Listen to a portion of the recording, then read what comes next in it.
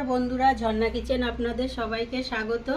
আজকে আমি ফুলকপির মহারানি বানাবো। দেখুন, তার জন্য এখানে একটা ফুলকপি নিয়েছি মাঝারি সাইজের, কাজু, আমান আর কিশমিশ নিয়েছি, ধনেপাতা, টমেটো আর সাথে নিয়েছি আদা। ফুলকপির মহারানি বানাবো। ফুলকপিটা কেটে নেব। আমার সঙ্গে থাকুন আর পুরো রেসিপিটি দেখুন। আশা করছি আপনাদের ভীষণ ভালো লাগবে আজকের ভিডিও।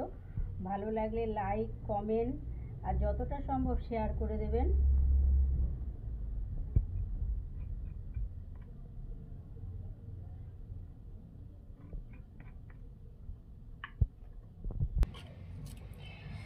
এইরকমভাবে ফুলকপিটা কাটা হয়ে গেছে। কড়াইতে গরম জল বসিয়েছি, অল্প একটু লবণ দিয়ে দেব। জলটা গরম হয়ে গেছে, কপিটা একটু হালকা করে ভাপ দিয়ে নেব। সেদ্ধ করব না বেশি, একটু হালকা করে ভাপ দিয়ে নেব। অল্প একটু আদা নিয়েছি, আদাটা বেটে নেব।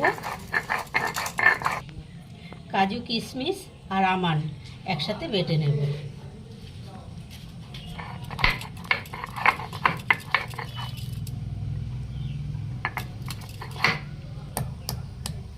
খুব শক্ত আমানগুলো, একটু থেতো করে নিতে হবে।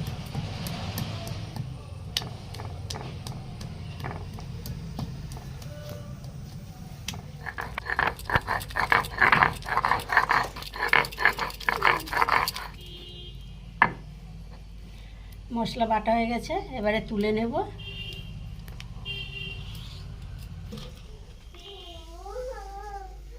এবারে কড়াইতে দিয়ে দেব 2 চামচের মতো সাদা তেল আর দেব 1 চামচ ঘি। তেল আর ঘি গরম হয়ে গেছে, এবার ফুলকপিটা ভেজে নেব।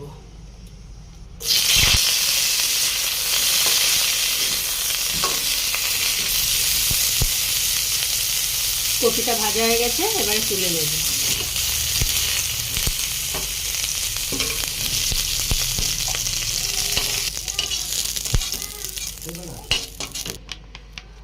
রান্নাটা আমি ঘি আর সাদা তেলেই করব। আপনারা চাইলে শুধু আর অল্প একটু ঘি দিয়ে দেব।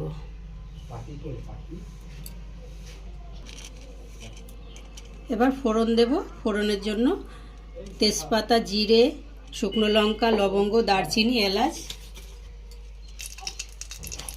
দিয়ে দেব।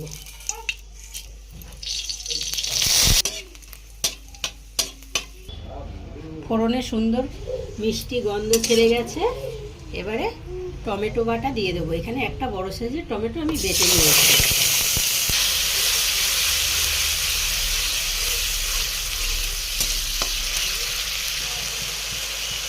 এবার দেবো 1 চামচ জিরে, 1 চামচ ধনে, হলুদ দেবো সামান্য। রান্নাটা সাদা সাদাই হবে, হলুদ আপনারা চাইলে দিতেও পারেন, নাও দিতে পারেন। এবারে দেব লাল লঙ্কার গুঁড়া 1/2 চামচ,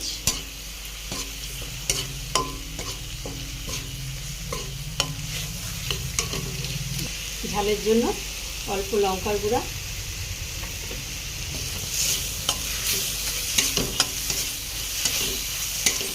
আর কাজু কিশমিশ বাটা দিয়ে দেবো।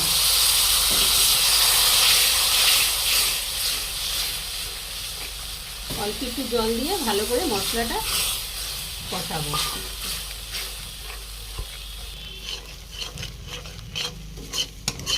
মশলা কষাতে কষাতে যখন মশলা থেকে তেল ছেড়ে যাবে, তখন মনে করবেন মশলা কষানো হয়ে গেছে। এবারে দিয়ে দেবো স্বাদ মতো লবণ।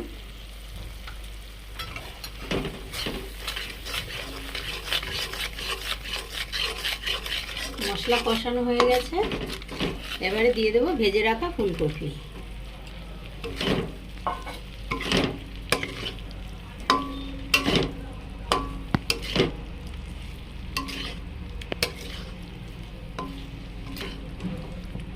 মশলা, কপি সব ভালো করে কষিয়ে নিয়েছি।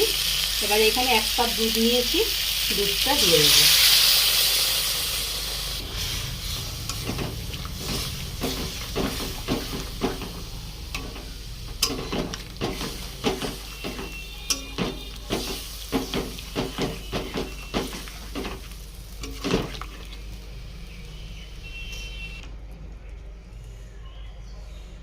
এইবারে ঢাকা দিয়ে হতে দেবো 5 মিনিট। 4 মিনিট হয়ে গেছে, ঢাকনাটা খুলে নেব।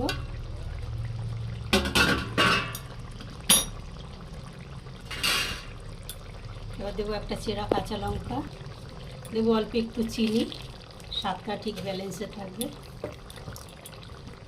নিরামিষ রান্না একটু মিষ্টি মিষ্টি হলেই ভালো লাগে।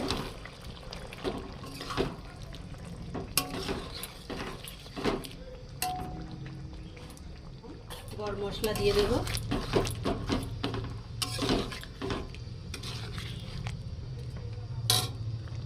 এবার ওপর দিয়ে অল্প একটু ধনেপাতা ছড়িয়ে দিয়ে নামিয়ে নেব।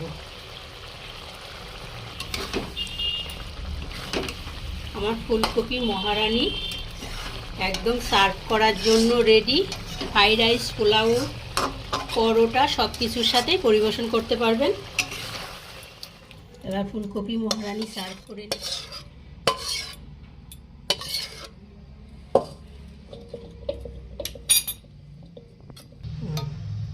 এবার এখানে আমি দুধের সর নিয়েছি গার্নিশিং করার জন্য। আপনারা চাইলে ফ্রেশ ক্রিম দিয়েও গার্নিশিং করে নিতে পারেন।